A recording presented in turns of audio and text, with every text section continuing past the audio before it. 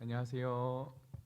예, 오늘은 소망이란 무엇인가라는 주제로 말씀을 전하도록 하겠습니다. 오늘 본문 말씀은 로마서 5장 3절부터 5절입니다. 로마서 5장 3절부터 5절입니다. 3절은 제가 읽고 4절은 우리 성도님들 읽어주시고 5절은 같이 읽도록 하겠습니다. 다만 이뿐 아니라 우리가 환난 중에도 즐거워하나니 이는 환난은 인내를,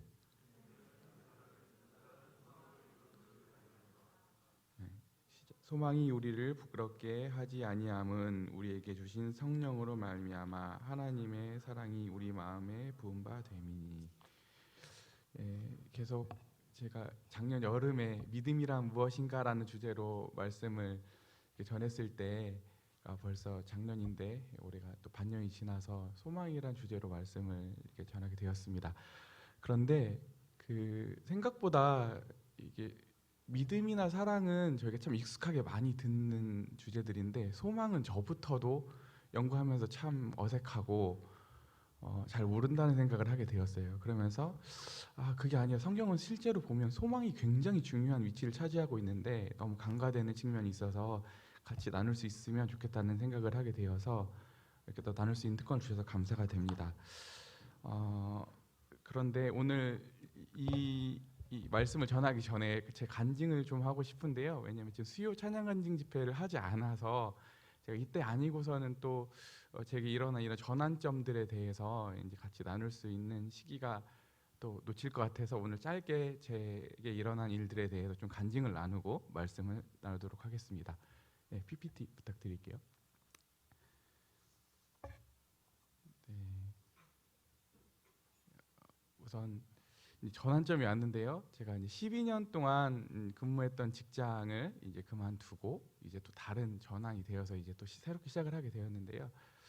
이렇게 생각해 보면 그 직장이 그 다음 넘겨주시면 좋겠어요. 그 만나와 같았어요. 제게는. 처음에 이 입사를 하게 되었을 때도 하나님께 정말 감사가 되는 직장이었거든요.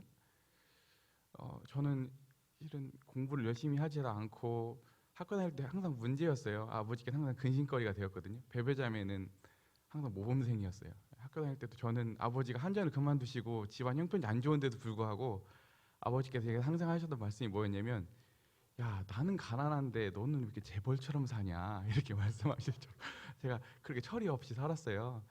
근데 베베자매는 항상 모범생에, 교대는 또 등록금도 싸고 항상 4년 장학생으로 다니고, 전 사립대학교에 항상 그 등록금도 비싸고 공부도 못 해가지고 맨날 놀러 다니다 보니까 실은 이제 방학이면 하루도 안 빼놓고 우리 유인정제님 가게에 가서 몸으로 때워서 이제 일을 이렇게 하다 보니까 이제 실은 이제 제가 학교 생활도 그렇게 열심히 하지 못했고 또 공부도 하지 않았어요. 이제 그러다가 이제 아버지가 갑자기 이제 전 타이어 가게 일을 하려던 차였는데 4학년 올라가던 그때 겨울이었던데 아버지께서 타이어 가게도 좋지만 주님을 섬기려면 거기서 좀 시간이 너무 많이 할애가 되고 너무 제한이 따르니 아버지 갑자기 전공을 살려서 이제 일을 하라는 거예요. 그래서 이제 4학년 때 처음으로 가서 저희가 장애를 다루는 영역인데 그 장애가 무엇이 있는지 그때 처음 알았거든요.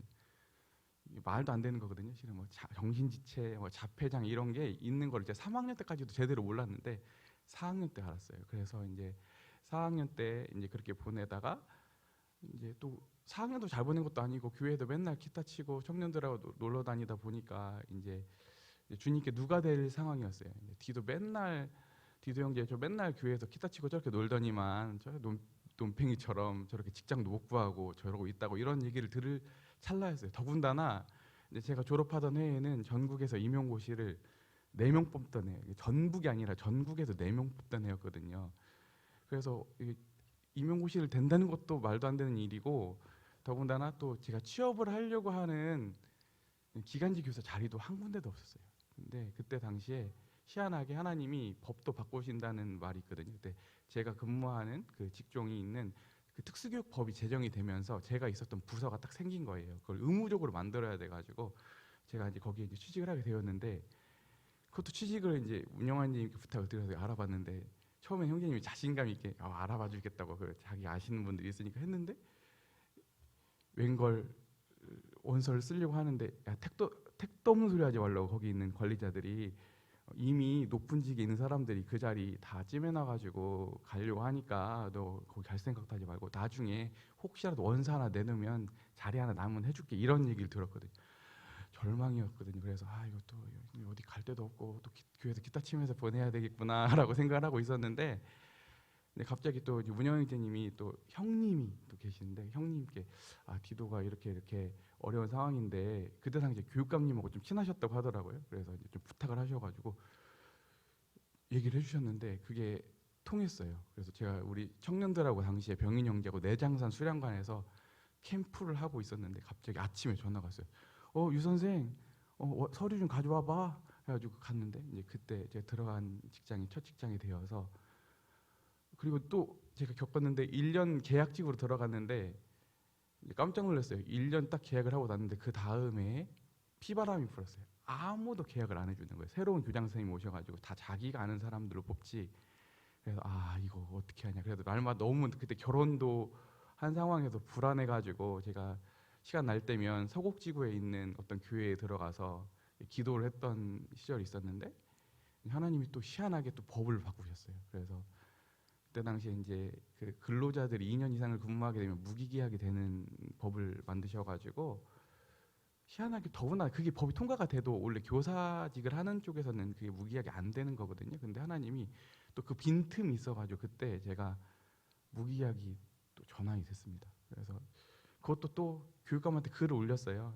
이게 원래 자르려고 했는데 이렇게 진보 교육감이 이렇게 자른다는 게 말이 되냐 했더니 교육감이 또 그 말 들어줘가지고 저를 계약을 해줬어요. 그래서 그것도 교육감한테 직접 전화를 해가지고 해주라고 해가지고 이제 그 직장이 이제 12년 직장이 되었거든요. 근데 이걸로 이제 저는 이제 안정된 직장을 얻은 줄 알았는데 불과 또 1년 있다가 교육감이 어떤 사람의 말 듣고 마음을 바꾸는 바람에 저를 쫓아내려고 했어요. 그래가지고 저뿐만 아니라 저희 같은 직종에 있는 사람들을 쫓아내려고 엄청난 그 휘몰아치는 그 작전과 그 사람들이 이렇게 핍박 아래서 이렇게 보내다가 제가 그때 우연치 않게 대표를 맡았거든요. 제가 있는 대표를 맡아가지고 그것을 다 막아냈더니 그때 실은 옆에서 기도도 많이 해주시고 옆에서 걱정도 많이 해주시고 실은 다 밤에 돌아올 때면 날마다 울었어요. 차에서 너무 고달퍼가지고 울었는데 근데 그때 당시에 이제 그 일을 딱 겪고 나니까 다 종교를 저희가 어떻게 보면 이겼거든요. 딱 마무리를 딱 짓고 나니까 보복성으로 저를 남원으로 발령을 도교청에서 내버렸어요. 그것도 말도 안 되게. 그래서 이제 남원으로 가가지고 씩씩대면서 갔거든요. 우선 발령을 내니까 안 잘려야 되니까 갔는데 내가 이거 한 달도 안 돼서 오리라 해가지고 이제 처음에 이제 기차표를 끊어야 되는데 이거 한 달권을 끊기가 너무 이게 좀 아까울 것 같은 거예요. 그 전에 올 것 같아가지고 그래서 이제 일주일권을 끊었거든요. 근데 그게 4년을 있다가 이제 다시 이제 전주로 오게 되었습니다. 이게 이제 제 직장 생활인데요. 이제 그렇게 하다 보니까 이제 전주에 와가지고 이제 또 직장에서 또 험한 꼴을 하나 봤어요. 그래서 이제 베베자매가 갑자기 이제 저를 부르더니 오빠 시험을 한번 봤으면 좋겠어. 그렇게 얘기를 하더라고요. 그래서 그것도 이제 뭐 1년이 남으면 모르겠는데 한 3개월 앞두고 시험을 봤으면 좋겠대요. 그래서 이게 뭐 말도 안 되는 얘기인가 했는데 이제 왜냐면 제가 이렇게 노조도 하고 직장에서 갈등이 있는 것을 보면서 제가 다른 게 인격적으로 다른 게 너무 안타까웠다고 하더라고요. 그래서 시험을 봤어요. 근데 봤는데 어땠을까요? 붙었을까요? 실은 떨어졌긴 했는데요. 희한하게 점수가 엄청 잘 나왔어요. 근데 그 해만 유독 전북이 높긴 한데 제가 치는 지역이 전북이잖아요. 근데 전북이 10점, 15점이 다른 지역보다 높아가지고 점수 잘 맞고도 떨어졌거든요. 그래서 이거 진짜 되겠구나. 한번 더 하면 되겠구나 했는데 그 다음에 또 준비를 했어요. 이게 첫 번째 시험이었고 이제 두 번째 시험이었는데 두 번째 시험에서는 죄송합니다. 좀 사적인 얘기가 있지만 좀 제게 주님께 역사하신 부분들이 있어서 나누도록 하겠습니다. 두 번째는 시험을 봤는데 1차를 붙었어요.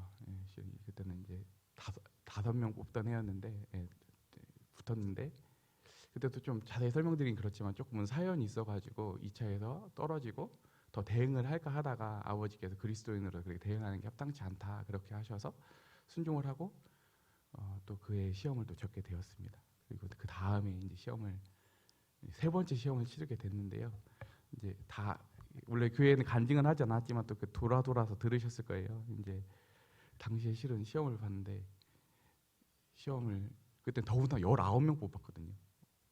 처음으로 이렇게 많이 뽑은 거예요. 그리고 더군다나 점수를 제일 잘 맞았어요. 그때 당시에 1차 성적이 제일 높아가지고 잘 떨어지기 힘든 점수였거든요. 그래서 이거는 이제 잘 표정 관리만 하고 있다가 이제 붙으면 되겠구나 이렇게 생각을 했어요. 근데 당시에 이제 아침에 2차 시험을 보는 날이었는데 추운 날이어가지고 그때 점퍼를 입고 병희 형제가 막 급하게 불러가지고 나가는데 원래 휴대폰을 꺼놓고 놓고 간다고 했는데 휴대폰을 제 점퍼에다 이렇게 넣고 간 거예요. 근데 휴대폰이 있으면 이게 문제가 생기거든요. 그런데 제출을 해야 되는데 있는지도 몰랐어요. 그리고 갔는데 그리고 더구나 가만히 있으면 좋겠는데 너무 무료해가지고 제가 감독하는데 손을 들고 혹시 제 저기 점퍼에 한번 휴대폰이 있는지 한번 봐주실래요? 얘기를 했는데 있었던 거예요. 문제가 안 될 줄 알았거든요. 걸린 것도 아니고 이걸 부정을 한 것도 아니어서 그냥 좀 늦게 제출한 걸로 끝날 줄 알았는데 그 시험이 합격자 발표 나기 이틀 전에 무효 처리가 돼가지고 왔어요. 그래서 실은 이제 너무 상실감이 커가지고 저희 자매도 힘들어가지고 하나님한테 그날 원망했다고 하더라고요. 하나님 왜 저한테 이러시죠? 이랬다고 하더라고요. 근데 이제 그런 시간을 이렇게 보냈는데 작년 한 해 생각보다 근데 저희 자매가 그날 이후로 한 번도 저한테 휴대폰 얘기를 꺼내지 않았어요. 오히려 저희 자매가 그 일들을 계기로 해서 더 주님께 더 나아가고 하나님 말씀을 더 사모하고 더 변해가는 모습을 보게 되면서 감사가 되었고 실은 때로는 저희 아버지가 휴대폰 얘기를 하셔도 제 염장을 이렇게 지르셨긴 했지만 이제 한 번도 저희 자매에게 감사한 이유는 휴대폰 얘기를 한 번도 안 하면서 옆에서 오히려 신앙적으로 날마다 교제해주면서 그 시간들을 잘 보낼 수 있었습니다. 그래서 제가 얼마나 무모했던 사람이냐면 제가 시험을 첫 해 보던 해에 이런 말을 했어요. 한 번 딱 보니까 자고 하잖아요 마음이. 그러니까 뭐 이런 시험을 3, 4년씩 잡고 있어요. 3, 4개월이면 되는 시험을 제가 이런 말을 했거든요. 주님이 그 말을 들으셨나 봐요. 제가 기간을 하면 3년 반이고 시험으로 하면 4년이라는 시간을 주님이 그 얘기를 들으시고 그러셨는지 4년 동안은 그 시험에 이렇게 매달리게 하셨어요. 근데 4년이 지나니까 제가 얼마나 무모한 사람이었냐면 저희 이제 그 시험을 보는 사람들 카페가 있거든요. 들어갔는데 이제 1차 시험이 발표가 나고 떨어진 사람들이 글을 올리는 거예요. 이제 떨어져가지고 어떻게 이제 자기 삶을 꾸려가야 될지 고민을 하소연할 데도 없으니까 털어오는 사람들이 있는데 옛날 같았으면 그냥 넘겼을 건데 그 사람들 글을 볼 때 참 마음이 아프고 저 사람들은 어떻게 저 시기를 또 보내야 될지 이런 마음이 들더라고요. 그래서 주님이 이런 시간을 통해서도 제 안에 놀라운 것들을 창조하고 계셨구나. 하나님이 내가 잘 되는 것보다 이 시간들을 통해서 하나님이 더 놀라운 것들을 제 안에 빚으시고 저를 붙들어 가시구나 하는 시간들을 경험하는 시간이었습니다. 그래서 이제 조금 더 기회가 주어지는데요. 그래서 실은 이제 합격을 하고 나서 아직 월급도 안 받았는데 저를 위해서 돈을 썼어요. 막 필요한 시계도 사고 했는데 문득 이제 제가 어떻게 살아야 될지 고민하고 있던 차에 이런 행동들이 조금 사치스럽다는 생각이 들었던 이유가 뭐였냐면 이제 베베자매도 이제 복직을 했거든요. 이제 복직을 했는데 덕일 초등학교가 이제 진이하고 선이하고 지금 사랑이가 다니는 학교인데 기피 학교예요. 그래서 그 베베자매가 이제 가서 이제 애들한테 이제 꿈이 뭐냐고 물어보고 소원이 뭐냐고 물어보면 애들이 뭘 것 같아요? 운동장에서 술래잡기 하는 거고 치킨 먹는 거고 그리고 가족여행 어디 갔다 와서 물어보면 한 번도 가족여행 가본 적이 없는데요. 이런 얘기를 한다고 하더라고요. 그래서 이제 저희 교회가 이제 계속 주일 학생들이 그 학교도 많이 오잖아요. 그러면 우리가 이런 풍성함들이나 우리에게 주신 이런 여유들을 우리 자신을 위해 사용하는 것이 아니라 우리에게 맡겨주신 그런 영혼들을 위해서 우리가 같이 나누지 않는다면 이게 얼마나 큰 죄악이겠는지에 대해서 스스로에 대해서 회개하게 되었습니다.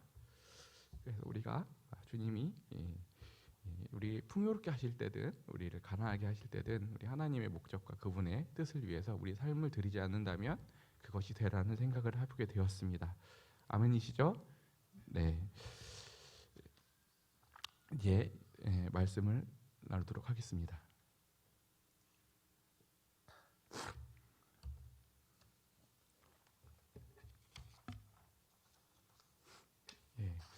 왜 소망이 이렇게 저희가 소홀히 다룰까 해봤더니 생각을 해보니까 그 소망이라고 하는 뜻에 대해서 우리가 좀 오해를 하고 있는 것 같아요. 한글에서 소자는 보통 작다는 데 쓰이잖아요. 근데 저도 실은 작은 바램 이런 걸로 알고 있었거든요. 근데 그게 아니라 소망의 소자는 바랄소, 바랄망 이렇게 해가지고 바라고 바란다는 뜻이거든요. 원하고 바란다 이런 뜻인데 더 강렬한 바램, 더 잘 담고 있는 단어를 표현하자고 하면 갈망일 것 같아요. 그렇죠? 그런데 우리가 그 소망이라고 하는 것에 대해서 실제로 어감적으로도 이렇게 오해가 있는 듯하고요. 그래서 두 번째 넘겨주세요. 그 다음, 그 다음, 한 번 더 넘겨주세요. 그리고 제가 저희 아이의 이름을 소망이로 지었잖아요. 이름을 지었던 계기가 있는데요. 저희가 지금 사사기를 아직 못 끝내고 있는데 사사기 전에 여호수아 성경 공부를 했습니다. 그때 여호수아 2장에 보면 누가 나오냐면 라합이 나오거든요. 기생 라합이 나오는데 그 라합이 그 여호수아가 보낸 그 정탐꾼들을 숨겨주잖아요. 여리고 왕으로부터 보호해서 숨겨주는데 그때 그들이 돌아갈 때 라합에게 어떤 약속을 해주냐면 붉은 줄을 창문에 달아두면 나중에 이 땅을 진멸하게 될 때 너와 너의 가족들은 구원을 받을 거다, 이렇게 살려줄 거다, 이렇게 약속을 하고 돌아갑니다. 그리고 라합이 어떻게 할까요? 그 붉은 줄을 창에 매달게 됩니다. 그게 붉은 줄이잖아요. 그저 붉은 줄인데 그 붉은 줄이 나중에 어떻게 되죠? 라합에게 구원이 되고 라합은 나중에 가보면 누굴 낳죠? 보아스를 낳고 다윗의 또 예수님의 족보에 올라가게 됩니다. 그래서 이 붉은 줄이 원래는 그 히브리어들은 언어 유희가 많다고 해요. 붉은 줄로 읽히기도 하지만 소망과 같은 단어라고 하더라고요. 그래서 소망을 매달아 주었는데 그게 나중에 구원이 되는 그 이야기를 통해서 인상이 깊었어요. 그래서 제가 자녀를 낳으면 소망을 지으면 좋겠다라는 생각이 들어서 소망이란 이름을 짓게 되었습니다. 그 다음 소망이 왜 중요한지에 대해서 나누도록 하겠습니다. 넘겨주세요. 이게 뭘까요? 유행가 가사죠? 누가 부른 노래인지 아세요? 송대관 씨가 1970년대에 나온 노래인데 제가 왜 이 노래를 이렇게 올려놨냐면 저희 고 돌아가신 김병애 모치님, 저희 할머니하고 이렇게 얘기를 나눌 때 저희 할머니가 굉장히 힘든 삶을 사셨거든요. 나름대로 고되고 힘든 삶을 사셨는데 할머니가 정말 힘드셨대요. 저랑 얘기를 하다가 정말 힘드셨는데 어느 날 라디오에서 노래가 나왔는데 이 노래였다고 하더라고요. 근데 오늘 이 노래를 계속 읊조리다 보니까 희망이 생기고 힘이 생겨가지고 그 시간들을 잘 보내오셨다고 하더라고요. 그래서 저희 할머니가 솔직히 신앙인으로서 보면 막 그렇게 멋지신 분인가 생각해 보면 그렇게 솔직히 막 본받고 싶은 뭐 이런 분은 아니셨지만 개인적으로 할머니 인생을 돌아보면 굉장히 강인하시고 그 자녀들을 이렇게 돌보시고 끝까지 이렇게 멋지신 분이셨거든요. 신앙인으로서도 무지 훌륭하셨어요, 할머니께서. 근데 할머니가 그 고난의 시간들을 강인하게 견디실 수 있었던 것의 이유를 이 말씀을 하시더라고요. 쨍하고 해뜰 날이 올 거야. 이 말씀을 하셨을 때 그게 소망이 되었다는 얘기를 들었었거든요. 그리고 왜 농부들이 그 고된 시간을 땀을 흘리면서 왜 파종을 하고 왜 농사를 지을까요? 그냥 하는 게 아니라 수확할 거라고 하는 추수할 거라는 소망이 있기 때문에 그러는 것이고 왜 부모가 자녀를 키울 때 밤잠을 자지 못하고 자기가 못 먹고 왜 자녀를 키우게 되냐면 자녀가 건강하게 자랄 거라고 하는 소망이 있기 때문에 그 고된 시간들을 넘기잖아요. 그래서 물론 세상에서 말하는 소망과 성경에서 말하는 소망이 다르지만 둘 다 유사점이 있거든요. 그 소망은 그 힘든 시간들을 견디게 한다고 하는 거거든요. 그래서 소망이 있으면 무엇이든지 넘길 수 있는데 소망이 없으면 그때부터 지옥과 같은 게 시작됩니다. 그래서 그 철로역정에서도 보면 소망이라고 하는 등장인물이 등장하는데요. 그죠? 그가 끝까지 그 기독도 그 기도 그리스도인을 천국에 인도할 때까지 끝까지 같이 했던 게 소망이었어요. 그래서 소망이 우리의 신앙을 유지하게 하고 지키게 하는 힘이 있다는 것을 나누고 싶었습니다. 그다음 구원받음입니다. 로마서 8장에 보면 우리가 믿음으로 구원받는다는 말은 많이 아는데 소망으로 구원받는다는 말이 있거든요. 찾아보시면. 왜냐하면 왜 소망으로 구원받는다는 말을 일견 이해를 잘 못하냐면 우리는 대부분 구원하면 내가 처음 예수님 영접할 때 그걸 구원으로 생각하거든요. 근데 성경에서 더 많은 부분은 무엇을 구원이라고 성경에서 더 얘기를 많이 하냐면 우리가 예수님을 믿고 신앙이 시작되었잖아요. 그러면 주님 만날 때까지 그 모든 여정을 경주하고 완주하는 것을 구원이라고 표현할 때가 더 많거든요. 다시 한번 구원이라고 하는 것은 처음에 칭의적 구원, 처음에 예수님 영접하는 그 순간도 구원이지만 성경에서는 우리가 구원의 여정을 시작했으면 그 신앙의 여정을 끝까지 믿음을 지키고 완주하는 것을 구원이라고 하는데 그 구원의 여정에 있어서 소망이 없다면 절대 그 경주를 완주할 수가 없거든요. 그래서 우리 신앙의 여정에서 소망은 있어도 되고 없어도 되고 이런 게 아니라 너무 중요한 없어서는 안 될 필수 요소와 같은 부분을 차지하고 있습니다. 그래서 소망은 우리의 구원과도 관련이 되어 있다라는 말씀을 드리고 싶습니다. 그 다음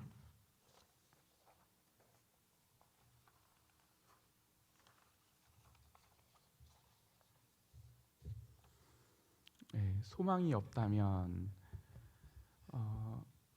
다음 넘겨주세요.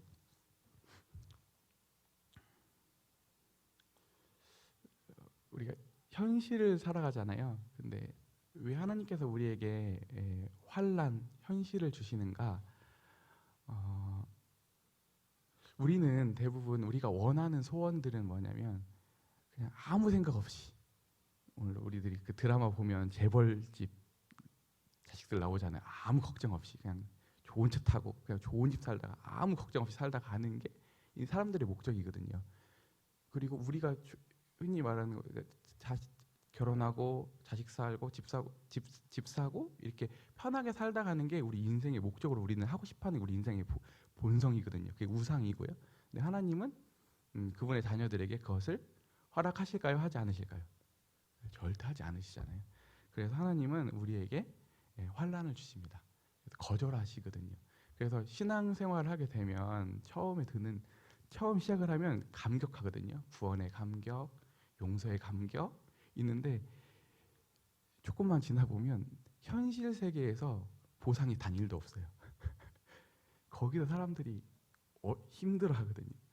처음에는 구원받고 나면 성도들이 막 축하도 해주고 침례도 받고 이 기분에 뭔가 있는데 조금만 지나면 현실에 가보면 신앙이라는 이름으로 단돈 100원도 보상이 없어요.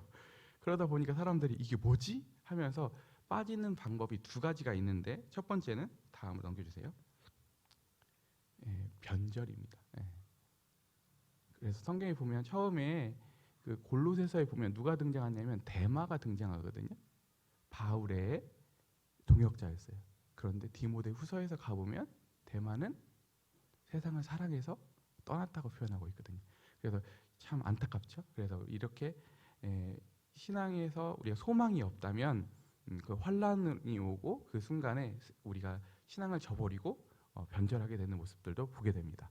그 다음에 2번째 침륜으로 뒤로 물러가게 됩니다. 그래서 히브리서 기자들이 보면 그 환란과 그 고난들을 이해하지 못해서 침륜으로 뒤로 물러갔던 모습들을 보게 되거든요. 이때 필요한 것들은 뭐냐면 그런 사람들을 격려하고 하나님 말씀으로 권면해주고 소망을 주어서 그들을 일으켜 세우는 거거든요.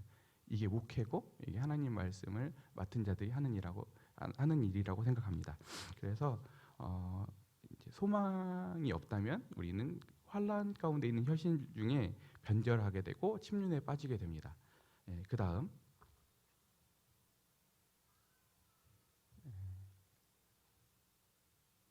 그 전입니다. 환란 인내 연단.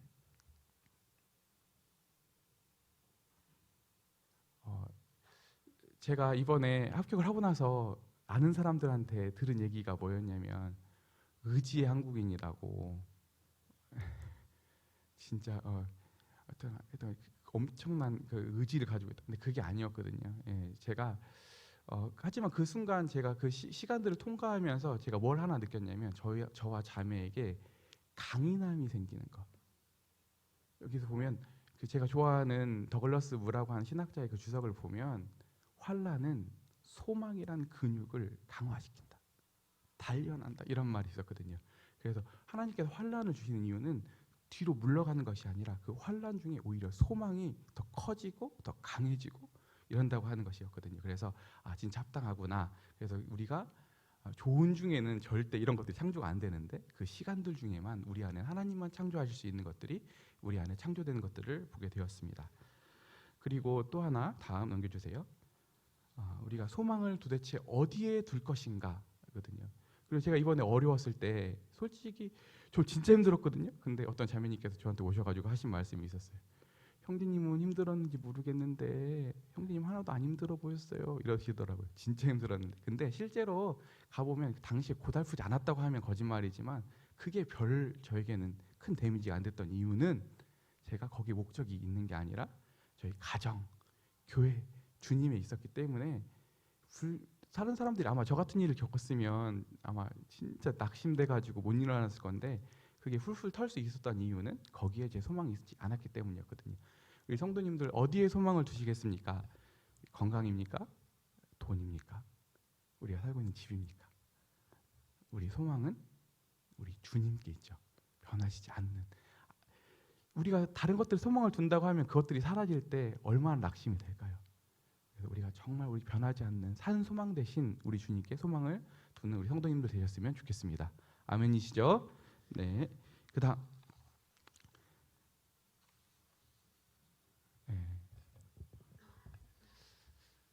사랑이 소망된다라고 하는 거거든요. 제가 아까 읽었던 본문 중에 우리가 왜 이 넉넉히 이길 수 있는가 이런 상황들을 넉넉히 이길 힘은 어디서 오는가? 우리 주님 힘이 세시다는 거 아시겠어요? 우리 주님 전능하신 분이라는 분 아시겠어요? 그잖아요. 주님 무한한 능력 있으신 분이시죠. 근데 그분이 내 편을 들어주신다는 거 아시겠어요? 확신하세요?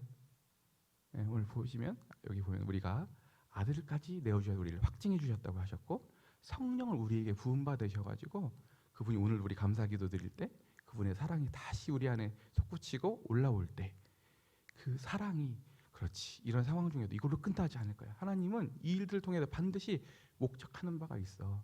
이 일들을 통해 하나님이 무언가 내가 만들 수 있는 것보다 더 놀라운 것을 만드실 거야 라고 하는 확신이 있을 때 우리가 이 상황들을 능히 이길 힘이 생긴다는 것입니다. 오늘 주님 정말 우리 사랑하신다는 거 믿으세요?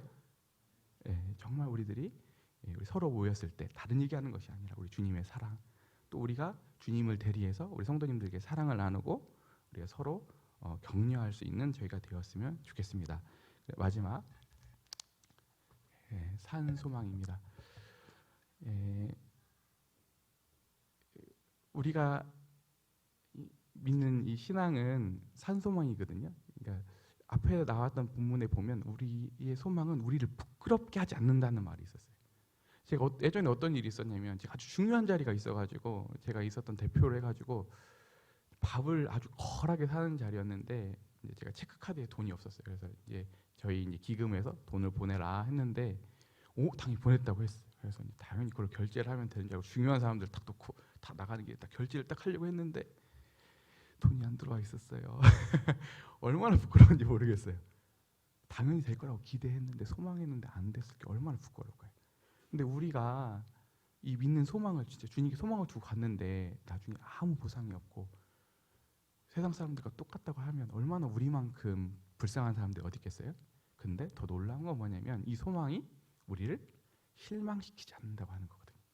우리를 부끄럽게 하지 않는다는 거거든요. 반드시 주님을 믿고 소망하는 자들에게서 주님께서 반드시 보상하실 것입니다. 주님 진짜 그런 분이시죠? 예. 하물며 저도 그렇거든요. 저한테 기대하는 저희 자녀들 또 저희 이 어린 청년들 실망시키기 싫거든요. 주님께 소망을 두는 자들에게 주님이 실망시키실까요?